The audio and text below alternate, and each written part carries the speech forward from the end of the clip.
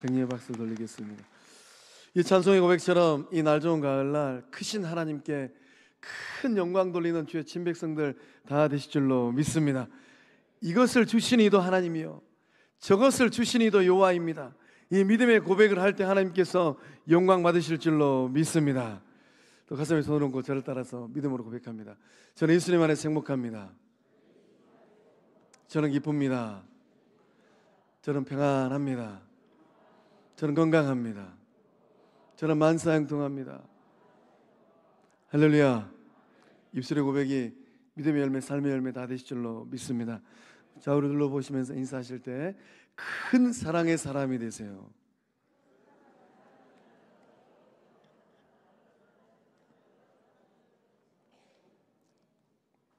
그 작은 사랑도 중요합니다. 좁은 사랑도 또 중요해요.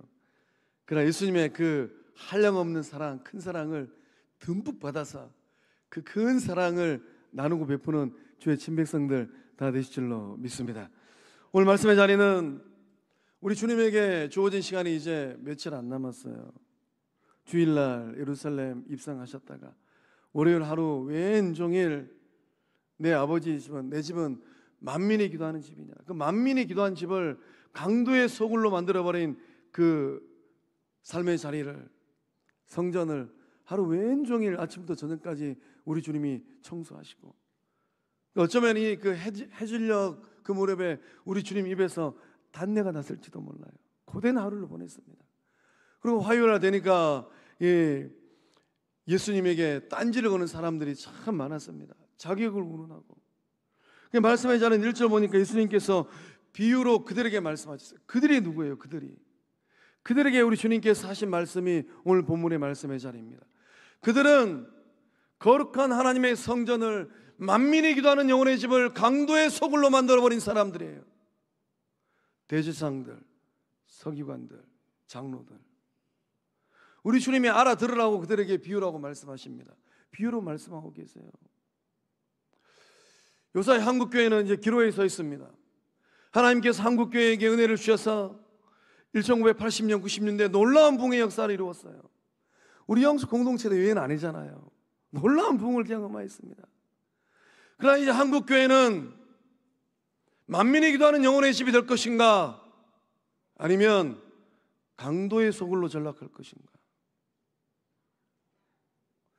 우리 성광교회는 만민이 기도하는 영혼의 집이 될 것인가, 아니면 강도의 소굴로 전락할 것인가.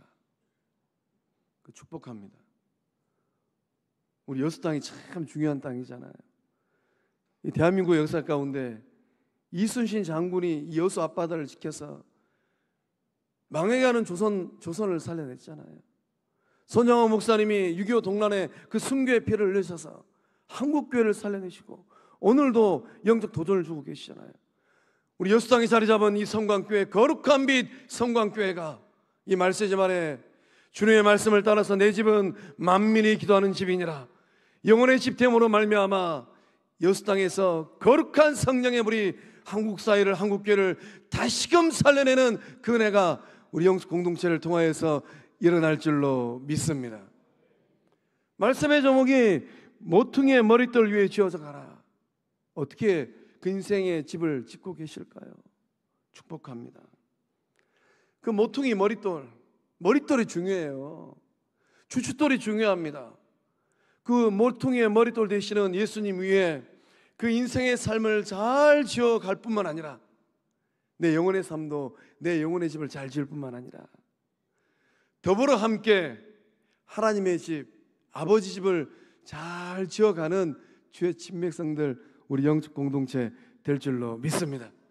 우리 교회는 여수 땅의 어머니 교회잖아요. 우리 교회가 건강한 예수님의 몸이 되어져서 우리 지역사회에 참 힘들고 어려운 공동체들이 많아요. 사랑 많은 어머니, 넉넉한 어머니의 품이 되어져서 그런 힘들고 어려운 공동체들 함께 살려내는 축복의 통로 성광교회 될 줄로 믿습니다. 우리가 어떻게 하면 더불어 함께 지어져가는 이 복되고 은혜로운 삶을 살아낼 수 있을까요? 1절 말씀 보면 이 포도원 주인이 포도원을 만들었어요. 정성을 다해서 만들었습니다. 이 포도원을 만들기 위해서 막대한 비용을 들었을 것 같아요. 땅도 사고 또 땅을 기경을 하고 거기다가 이 비싼 좋은 품종의 포도나무를 사다가 심었을 것 같습니다. 들포도를 갖다 심은 게 아니라 아주 탐스러운 열매를 맺는 포도나무, 제값 줬을 것 같아요. 그리고 이제 이 산 울타리를 만들었어요. 짐승들이 못 들어오도록 아주 튼튼하게 짱짱하게 만들었을 것 같습니다. 또 집을 짜는 틀을 만들었어요. 이 틀을 만들면서 이 포도원 주인은 어떤 기대를 하였을까요? 야, 이 틀을 가지고 이제 포도주가 되면은 비싼 포도주 만들 수 있겠구나. 여기서 나온 포도주를 먹고 마시는 사람들의 영혼의 삶이 행복하겠구나. 결혼식 때도 포도주가 필요하고 우리 주님도 최후의 만찬 때 제자들과 포도주를 드셨잖아요. 여기서 만들어지는 포도주가 영혼들의 삶을 행복하게 만들겠구나. 또 망대도 만들었습니다. 도둑이 오는 것을 살피기 위해서. 또 포도원에서 일하는 농부들이 안식과 쉼을 누릴 수 있도록 망대도 만들었어요. 본문의 말씀에 등장하는 이 포도원 주인은 누구일까요? 누가 주인일까요? 포도원 주인은 하나님입니다. 이 포도원은 어떤 의미일까요? 영적 공동체를 의미합니다. 1차적으로는 아브라함의 후예들, 구약 성경에 등장하는 선택받은 유대인들, 그들이 포도원이에요. 2차적으로는 이 시대에 예수 그리스도의 피값으로 세움받은 영적 공동체, 교회 공동체입니다. 그렇다면 농부는 누구일까요? 1차적으로는 예수님 당시에 예수님에게 딴지를 걸었던 거룩한 아버지 집을, 만민이 기도할 영혼의 집을 장사치의 소굴로 만들어버린, 강도의 소굴로 만들어버렸던 종교 지도자들, 대지상들, 서기관들, 장로들, 그들이 농부예요. 2차적으로는 오늘 교회의 주역되는 주인이 아니에요. 교회의 주인은 하나님이고 예수님입니다. 주역이에요. 주된 역할을 감당하는, 예수님을 사랑하는 주의 친백성들. 그 기도의 자리에서 저는 무익한 종입니다. 제가 할 일을 했을 뿐입니다. 저는 청지기입니다. 이 거룩한 믿음의 고백을 하는 사람들이 농부들입니다. 말씀을 묵상할 때 하나님께서 오늘 이 시대 가운데 건강한 영적 공동체를, 포도원을 만들기 위해서 대가 지불하시잖아요. 울타리를 만듭니다. 울타리는 말씀을 의미해요.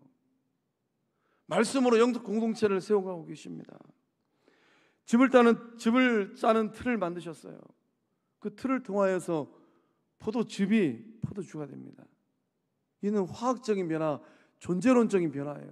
영적 공동체를 통하여서 아직도 예수님을 모르고 있었던 그 영혼이 전도를 받아서 하나님을 만나고 예수님을 만난 그 어느 날 영적 공동체에 들어와서 회개합니다. 그러면 죄인이 존재론적인 변화를 받아서 의인이 되는 거예요. 이 변화가 일어나는 거예요. 망대를 세웠습니다. 도둑이 오는가? 또 농부들이 안식과 쉼을 얻을 수 있도록 하나님께서 성전을 지어주시고 예배당을 지어주셨습니다.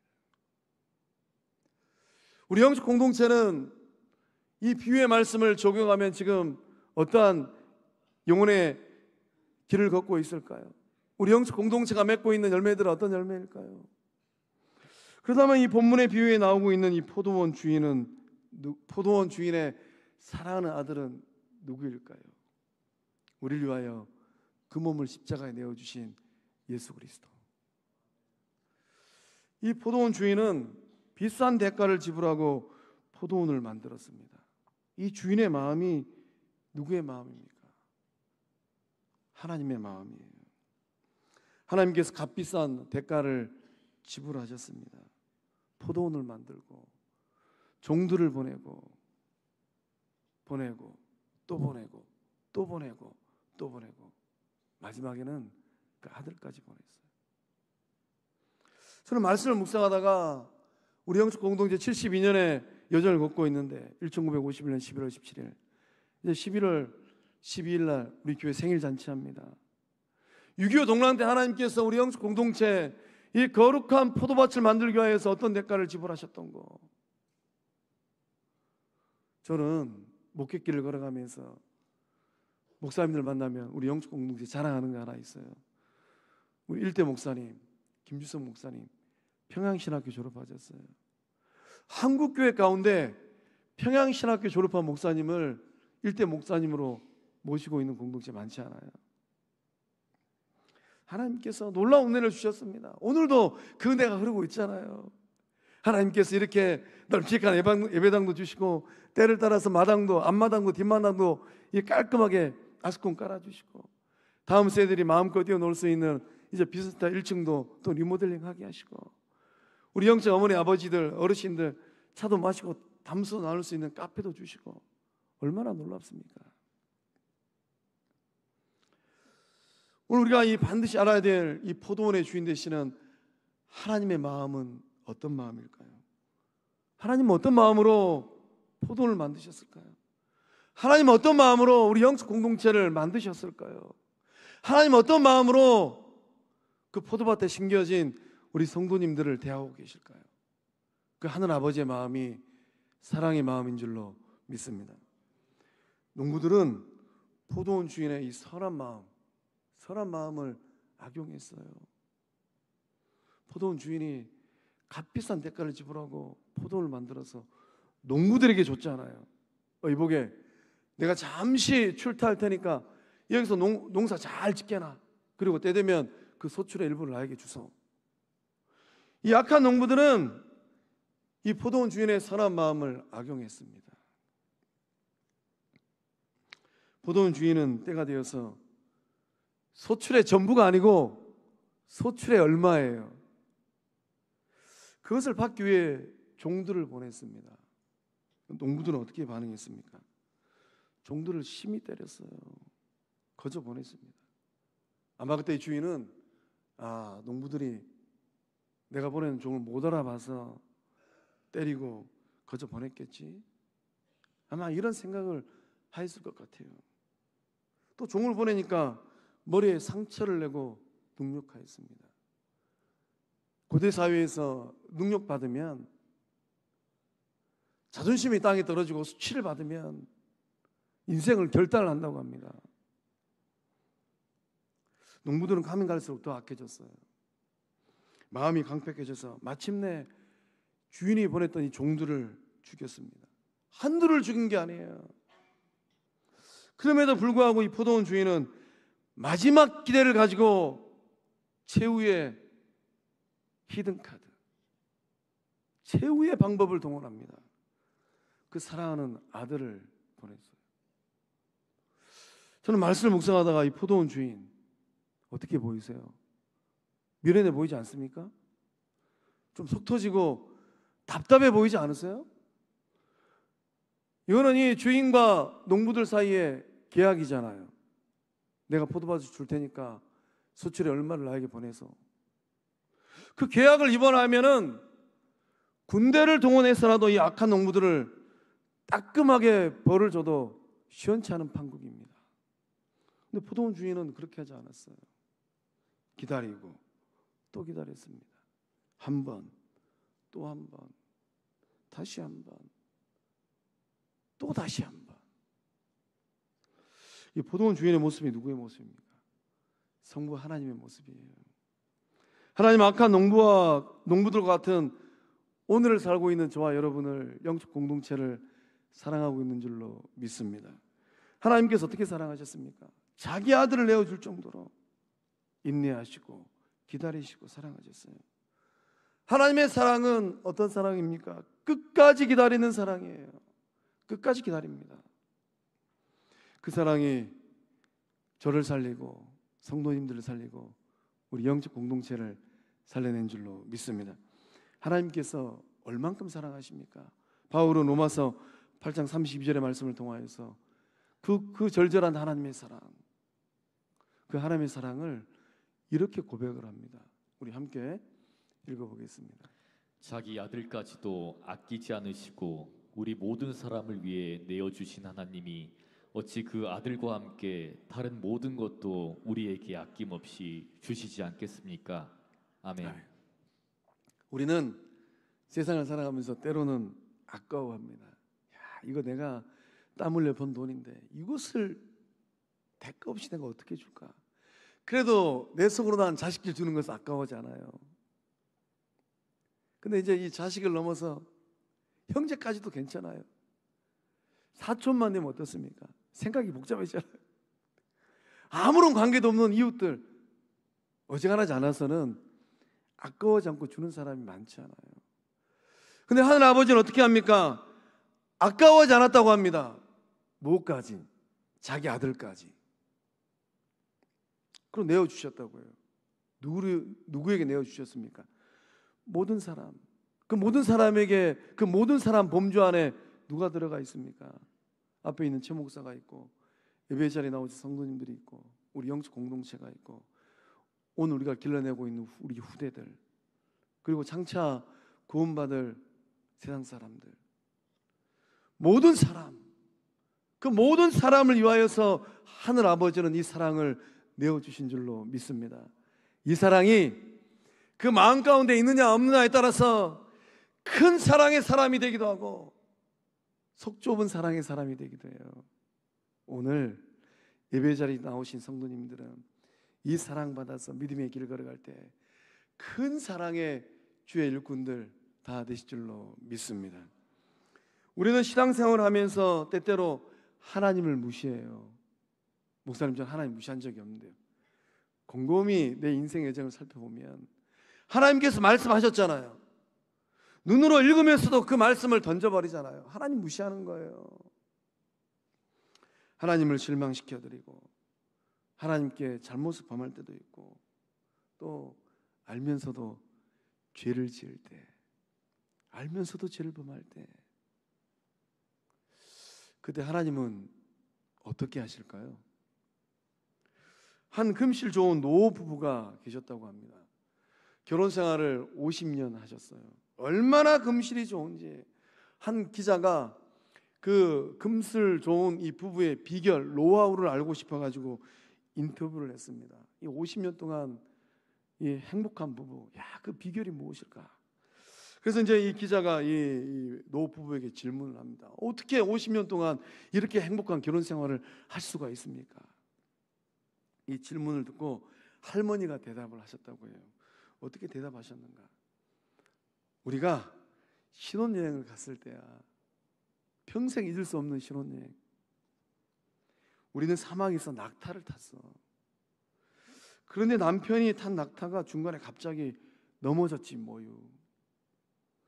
그래서 남편이 한 번 그러는 거야. 그리고 한참을 가는데 또 낙타가 넘어졌지. 그래서 남편이 툭툭 털고 일어나면서 두 번 그러는 거예요. 또 한참을 가는데 낙타가 넘어졌지 뭐요. 그러자 남편이 이번에는 총을 꺼내더니 바로 낙타를 쏴서 죽여버렸지 뭐요. 저런, 그래서 어떻게 됐습니까? 그래서 나는 남편에게 화를 냈지. 여보, 왜 죄 없는 낙타를 죽이고 그러세요? 그랬더니요, 글쎄 그 순간 내 남편이 나에게 이렇게 하더군. 당신도 한번. 이해가 안 되신 분들은 집에 가서 곰곰이 생각해 보십시오. 2번 이상 기회를 주지 않는 이 남편과 50년을 살았어요. 이 할머니는 50년의 삶이 행복했을까요? 불행했을까요? 곰곰이 생각해 보면 물론 좋은 날도 있었을 것 같지만은 불행했을 것 같아요. 왜 그렇습니까? 살다 보면 실수할 때가 종종 있잖아요. 시댁과 문제도 있고 또 남편 친구들과 문제도 있고 또 가정생활 하다 보면 뜻하지 않게 돈 문제가 생길 수도 있고 이웃과 갈등의 문제가 생길 수도 있고 또 자식의 이 진로를 놓고 남편과 실갱이를 벌일 때도 있고, 이 아내가 어쩌다가 실수를 했어요. 그럼 이야기 속에 등장하는 이 할아버지 남편은 어떻게 반응했겠습니까? 이미 한 번 얘기했어요. 남편이, 아내가 실수한 거 어느 날 이 남편이 살기등등한 눈을 불안히 뜨고 2번 이 할머니 마음이 어떤 마음이 있겠습니까? 사랑은 무엇입니까? 사랑은 따뜻함이에요. 사랑은 포근함입니다. 사랑은 다시 한 번 더 기회를 주는 거예요. 하나님은 어떠하실까요? 우리가 믿음의 길을 걸어가다가 하나님을 실망시켜 드릴 때가 한두 번이 아니잖아요. 하나님 뭐라고 말씀하실까요? 이야기 속에 등장한 이 할아버지처럼 살기 등등한 눈을 뜨고 한 번? 두 번? 아니에요. 하나님은 예수님께서 하신 이야기 가운데 등장하는 농부처럼 한 번, 다시 한 번, 또 다시 한 번. 종을 몇 명을 보냈을까요? 끝없이 종들을 보내고 마지막 최후의 수단, 그 사랑하는 아들을 내어주면서까지, 아들을 보내는 그날까지 사랑하고 계신 줄로 믿습니다. 때로는 우리가 실패하고 넘어져도 하나님은 끝까지 사랑하십니다. 때로는 우리가 하나님의 속을 썩여도 하나님은 따뜻함으로 품어주십니다. 이 하나님을 만나고 계신 줄로 믿습니다. 우리는 세상을 살면서도 믿음의 길을 걸어가면서 이 죄의 유혹을 받아서 넘어집니다. 안 넘어진 사람 없어요. 다 넘어져요. 또는 넘지 말아야 할 선도 넘어가 버리기도 해요. 그러한 삶의 자리에 놓였다 할지라도 사랑의 하나님은 어떻게 반응하십니까? 한 번, 다시 한 번, 또 다시 한 번, 또 다시 한 번, 또 다시 한 번. 오늘 예배가 다 끝날 때까지 또. 하나님의 이 사랑은 끝까지 믿어주는 사랑인 줄로 믿습니다. 하나님의 사랑은 바보 같은 사랑이에요. 알면서도 속아줍니다. 알면서도 속아줘요. 우리가 자식 키우다 보면 알잖아요. 알면서도 속을 때가 있잖아요. 속아줄 때가 있잖아요. 가장 소중한 것을 아끼지 아니하시고 내어주신 이 사랑이 우리 가운데 흐르고 있는 줄로 믿습니다. 하나님께 사랑의 손을 내밀고 있습니다. 이 날 좋은 가을날 그 손 붙들고 일어날 때 가장 복되고 아름다운 은혜의 삶들 다 될 줄로 믿습니다. 우리가 어떻게 하면 함께 더불어 이 모퉁이의 머릿돌 위에서 세워지는 복된 사람이 될 수 있겠습니까? 우리 9절의 말씀 우리 함께 읽어보겠습니다. 포도원 주인이 어떻게 하겠느냐 와서 그 농부들을 진멸하고 포도원을 다른 사람들에게 주리라. 아멘. 우리가 함께 지어지는 이 은혜를 누리기 위해서는 모퉁이의 머릿돌 대신 예수님을 만나야 돼요. 아까 농부들을 향한 이 포도원 주인의 결단의 말씀이 함께 읽은 9절의 말씀에 기록되어 있습니다. 포도원을 다른 사람들에게 주리라. 무슨 말씀입니까? 하나님께서 생각하고 계시는 이 포도원은 영적 공동체예요. 주님 오시기 전에 아브라함의 후예들, 선택받은 선민들, 유대인들을 통하여서 하나님의 나라를 만들려고 생각했습니다. 그런데 이 악한 유대인들이 악한 포도원 풍군처럼 하나님의 뜻에 부합하지 않았어요. 그래서 하나님은 어떻게 결정하셨습니까? 다른 사람에게 주어야 되겠다. 이 다른 사람이 누구일까요? 예수 그리스도를 통하여서 구원받은 주의 백성들, 예수 그리스도를 통하여서 세움받은 영적 공동체 교회인 줄로 믿습니다. 이 교회를 통하여서 하나님은 하나님의 나라를 이루어 가시겠다라는 거예요. 그러니 교회가 얼마나 소중합니까? 그러니 교회가 얼마나 중요해요. 그러니 우리 성광교회가 얼마나 소중합니까? 인종적인 배경, 사회적인 신분, 그런 것들이 중요하지 않아요. 유대인인가 이방인인가 그게 중요하지 않아요.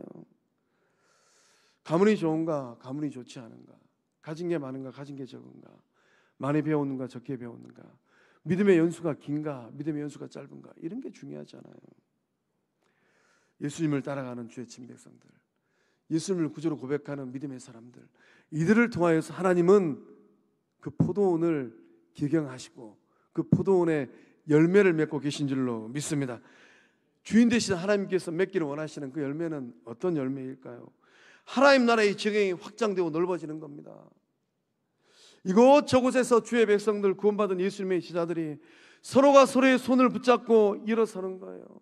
모퉁이의 머릿돌 위에 서서 그 집을 함께 짓고 있는 것입니다.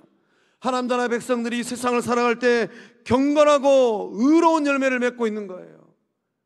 그 은혜가 성도님들의 삶의 자리에 흐르고 있는 줄로 믿습니다. 예수님께서 이 땅에 오셔서 어떤 대접을 받았습니까? 저는 말씀을 묵상하다가 너무 마음이 답답했어요.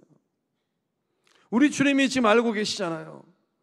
건축자의 버린 돌, 나도 이제 머지않아서 버림받겠구나.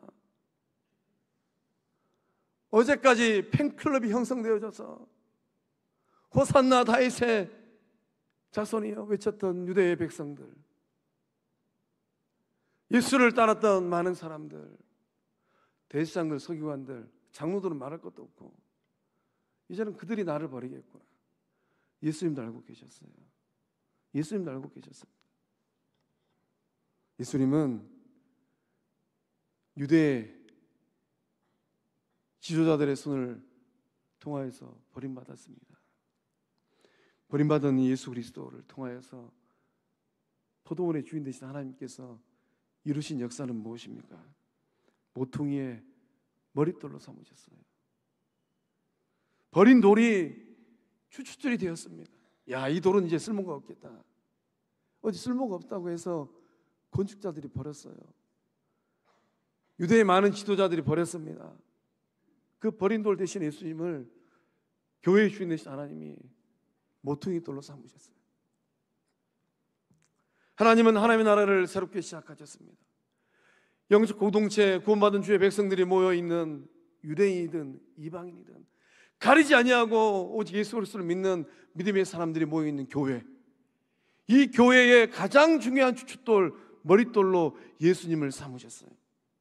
부활하신 예수를 만난 베드로가 이 영적 비밀을 깨닫고 사도행전 4장 11절과 12절의 말씀을 통하여서 놀라운 믿음의 고백을 합니다. 이 믿음의 고백이 성도님들의 고백이 되어지고 성광교회의 고백이 될 줄로 믿습니다.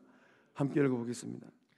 이 예수는 너희 건축자들이 버린 돌로서 집 모퉁이의 머릿돌이 되었느니라.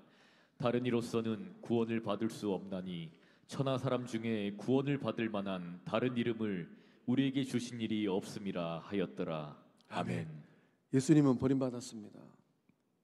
그러나 하나님께서 버림받은 예수님을 교회의 머릿돌로 삼으셨어요. 그러니까 믿음의 길을 걸어가고 세상을 살아갈 때 영적 자부심을 좀 가지세요. 내 뒤에 누가 계시는가? 내 밑을 누가 바치고 있는가? 그런 자부심을 좀 가지세요. 내가 지금 어디에 서 있는가? 자부심을 좀 가지세요.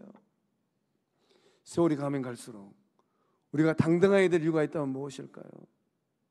우리의 삶을 누가 바치고 있냐 하는 거예요. 버린 돌이 머릿돌이 되었습니다.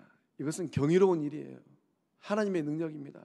하나님께서 세상은 불가능해도 하나님께서 가능케 하신 줄로 믿습니다. 오늘 우리에게 베푸시는 하나님의 은총이 있는데 그 은총이 무엇입니까? 머릿돌 대신 예수님 안에서 함께 지어져 가는 거예요. 함께 지어져 가는 겁니다. 때로는 마음이 불편할 수도 있어요. 때로는 감정이 상할 수도 있습니다. 때로는 생각이 맞지 않을 수도 있어요. 그러나 하나님께서 함께 지어 가십니다. 이 은혜가 우리 가운데 흐르고 있는 줄로 믿습니다. 우리 영적 공동체가 견고하게 잘 서서 지역에 있는 작은 교회들, 연약한 교회들 함께 짓는 거예요. 말도 많고 탈도 많은 한국교회, 이제 기로에 서 있는 한국교회, 만민이 기도하는 집이 될 것인가, 강도의 소굴이 될 것인가, 기로에 서 있는 한국교회, 성광교회가 살려낼 줄로 믿습니다. 우리의 자녀들이 영적 거장이 되어서서 한국교회를 살려낼 줄로 믿습니다. 마태는 이 본문의 말씀을 다루면서 본문의 말씀에는 기록되어 있지 않는데 교회론의 절정을 선포합니다. 우리 마태복음 21장 43절 말씀 함께 읽어봅니다. 시작. 그러므로 내가 너희에게 이르노니 하나님의 나라를 너희는 빼앗기고 그 나라의 열매 맺는 백성이 받으리라. 아멘. 하나님의 나라를 누가 받습니까? 잘 들으세요. 교회 다닌다고 하나님 나라를 받는 것이 아니라 말씀하셨잖아요. 하나님 나라를 너희는 빼앗기리라. 빼앗긴다라는 거예요. 그렇다면 하나님 나라를 누가 받습니까? 그 나라의 열매를 맺는 백성들. 교회 다니는 것도 중요합니다. 연수가 늘어나는 것도 중요해요. 더 중요한 것인데 무엇인가? 예수님께서 말씀하시는 그 나라의 열매를 맺고 있느냐 하는 거예요. 교회의 역사가 깊은 것도 중요해요. 더 중요한 것은 무엇입니까? 그 영적 공동체가 주님이 기뻐하시는 하나님 나라 열매를 맺느냐 하는 겁니다. 직분 받는 거 중요해요. 목사 되고 장로 되고 안수집사 되고 권사 되는 거 중요합니다. 더 중요한 게 무엇입니까? 그 나라 하나님 나라 열매를 맺느냐 하는 겁니다. 어떤 열매를 맺어야 될까요? 의의 열매를 맺고 있는가? 평강의 열매를 맺고 있는가? 희락의 열매를 맺고 있는가? 그 열매를 맺을 때에 하나님 나라를 상속받는 주의 친백성들 될 줄로 믿습니다. 또한 마가는 본문의 말씀에 기록되어 있지 않지만 기독론의 절정이에요. 가장 중요한 기독론의 고백을 하고 있습니다. 우리 마태복음 21장 44절의 말씀 함께 읽어봅니다. 이 돌 위에 떨어지는 자는 깨지겠고 이 돌이 사람 위에 떨어지면 그를 가루로 만들어 흩으리라 하시니. 아멘. 이게 무슨 말씀이에요? 모퉁이의 머릿돌 대신 예수님과 누군가는 충돌한다라는 거예요. 이 돌 위에 떨어지는 자, 나는 예수님과 충돌하고 있는가?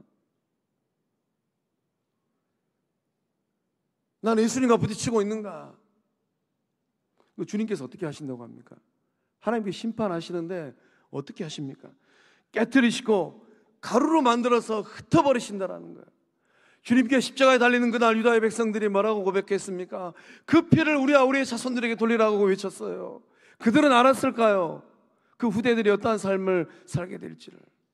예수님 예언 따라서 AD 70년경 로마의 이 군인들이 와서 그 강대하고 견고한 예루살렘 성을 돌 위에 돌 하나도 남지 않도록 다 헐어버렸어요. 2차 대전 때는 어떻게 되었습니까? 2000년의 역사 동안에 유다의 백성들이, 유대인들이 어떤 삶을 살았어요? 정치 없이 떠도는 삶.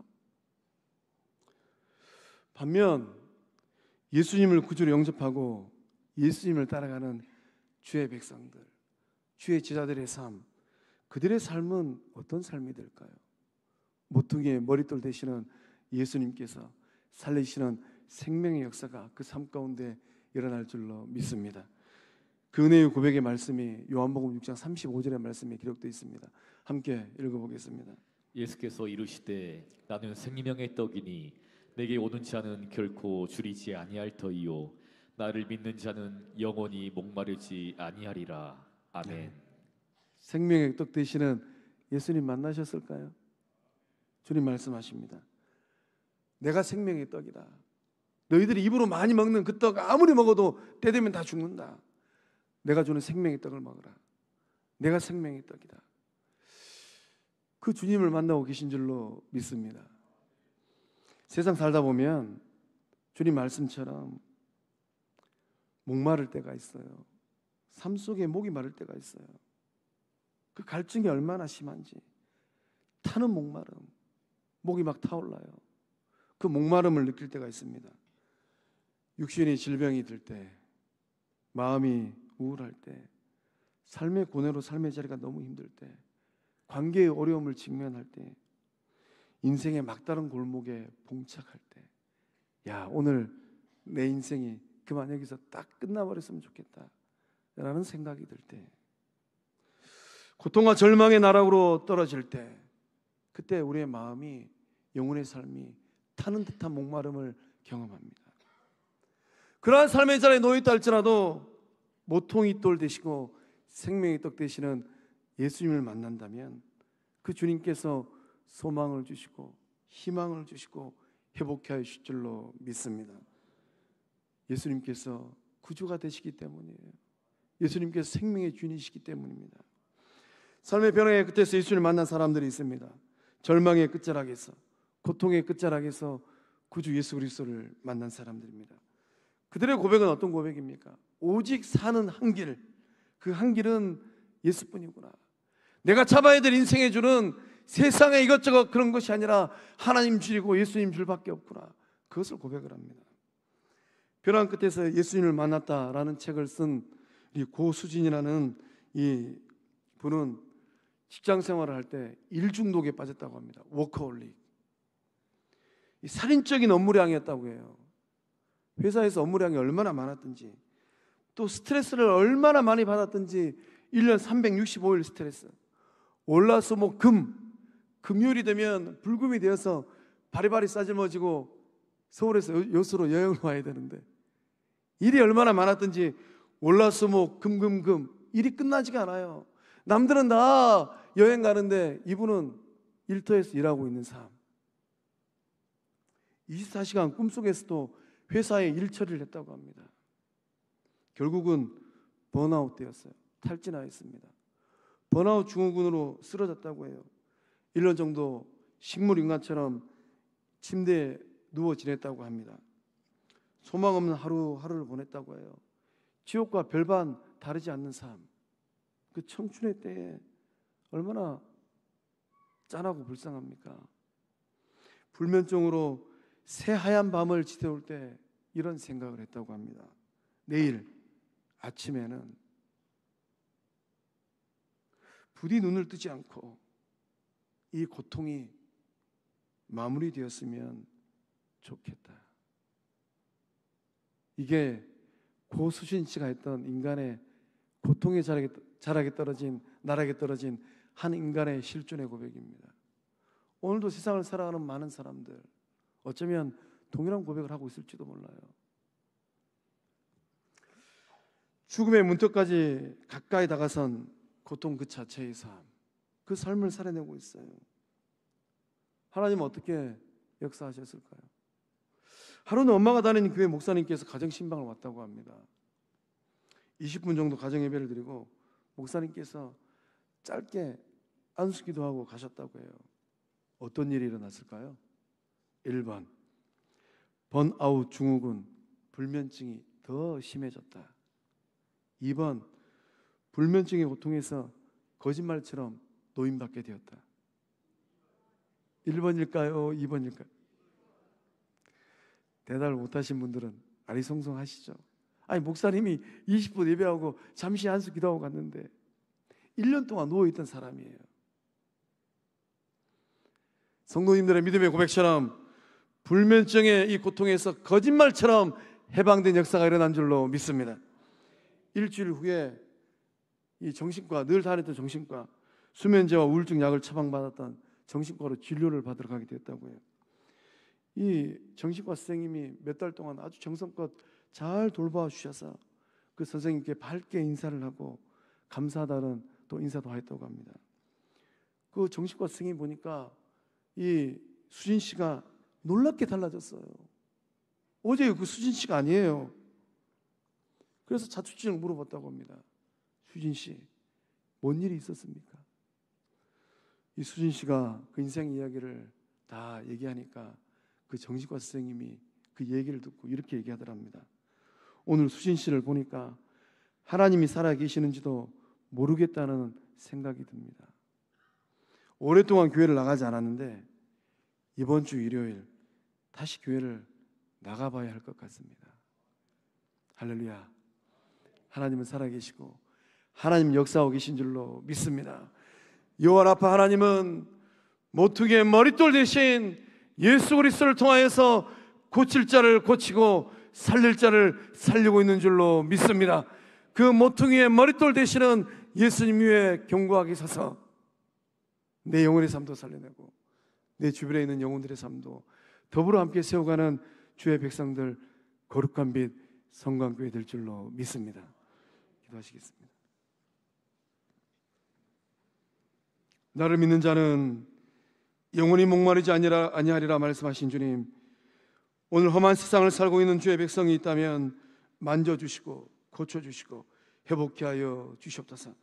사랑의 하나님을 만나는 삶의 여정 되게 하여 주시옵소서. 아들을 내어주면서까지 사랑하신 하나님, 무엇인들 너희에게 주지 않겠느냐. 우리의 삶에 필요를 하고 계신 하나님, 건강이 필요한 영혼들에게는 건강을 주시고 물질이 필요한 영혼들에게는 물질을 주시고 넉넉한 관계를 원하는 영혼들에게는 관계의 복을 다해 주시고 진리의 길이 열리기를 원하는 그 영혼들에게는 길이 열려지는 은혜 임하게 하여 주시옵소서. 마침내는 의의 길로 생명의 길로 인도하시는 하나님 만나는 복된 삶 되게 하여 주시옵소서. 역사하심을 믿사옵고 머릿돌 대신 예수님의 이름으로 기도하옵나이다. 아멘. 우리 다 함께 일어나셔서 결단성하고 축도하며 예배를 마치겠습니다.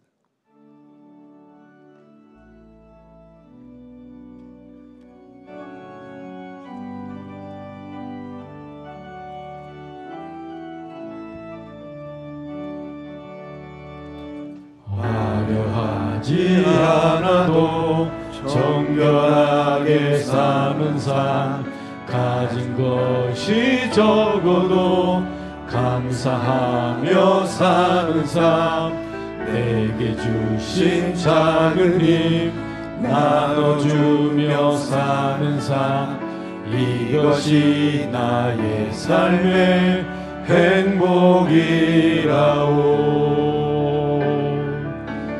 눈물 날 일 많지만 기도할 수 있는 것, 억울한 일 많으나 주를 위해 잡는 것, 비록 짧은 작은 삶 주 뜻대로 사는 것, 이것이 나의 삶의 행복이라고. 목소 들고 이것이 행복, 이것이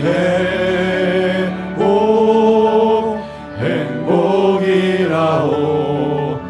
세상은 알 수 없는 하나님 선물, 이것이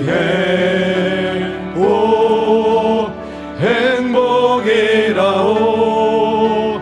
하나님의 자녀로 살아가는 것, 이것이 행복이라오. 이것이 행복이라오. 성광교회는 행복할까요? 세상은 알 수 없는 하나님 선물, 이것이 행복이라오.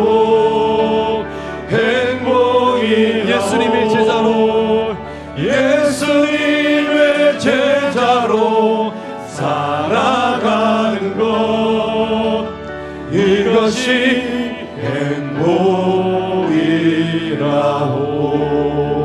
행복이라오. 우리 주님께 영광을 받습니다. 이제는 모퉁이의 머릿돌 되심으로 말미암아 그 머릿돌 위에서 영혼의 집을 더불어 함께 지어가고 있는 우리 영숙 공동체 주의 백성들을 기억하시는 우리 주 예수 그리스도와 세상 그 무엇보다 그 누구보다 성광교회를 구원받은 주의 백성들을 사랑하시는 성부 하나님의 큰 사랑과 험난한 인생길을 걸어갈 때 힘주시고 능력 주시고 의의 길로 생명의 길로 인도하시는 성령 하나님의 이르고 통하심의 그 큰 역사하심이 이제 이후로 인생길을 걸어갈 때 모퉁이의 머릿돌 대신 예수님 위에 지어지고 세워지는 복된 삶 되리라 굳게 결단하는 성광의 모든 고속들 그 삶 위에 객지에 나아가서 힘든 여정을 걷고 있는 우리 자녀들 그 삶 위에 군 복무 중인 자녀들, 해외 유학 중인 자녀들, 병상에 있는 환우들, 다녀가시는 우리 선교사님 그 선교 여정, 그 새가족 그 복된 삶 위에 이제로부터 영원토록 함께 하시기를 축원하옵나이다. 아멘.